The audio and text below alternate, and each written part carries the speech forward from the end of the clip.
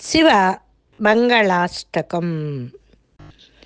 भवाय चन्द्रचूडाय निर्गुणाय गुणात्मने कालकालाय रुद्राय नीलग्रीवाय मङ्गलम्।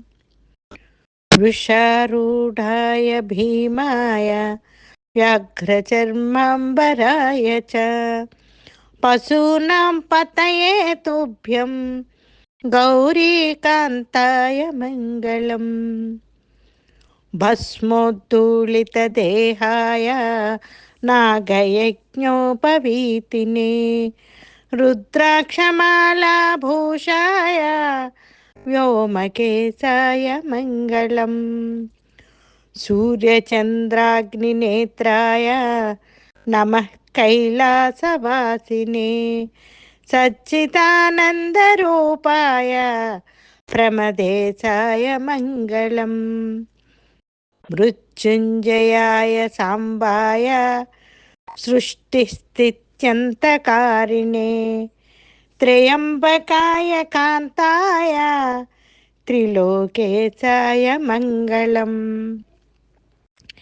गङ्गाधराय सोमाय नमो हरिहरात्मने उग्राय त्रिपुरघ्नाय वामदेवाय मङ्गलम्।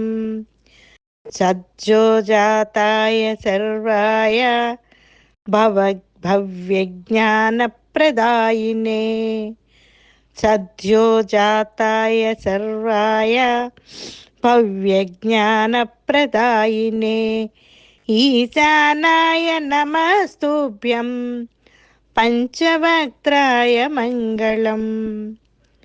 सदाशिवस्वरूपाय नमस्तत्पुरुषाय च अघोराय च घोराय महादेवाय मङ्गलम्।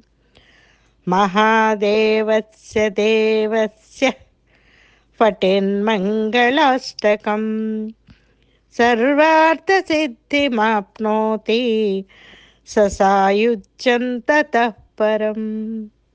सर्वे जनाः सुखिनो भवन्तु।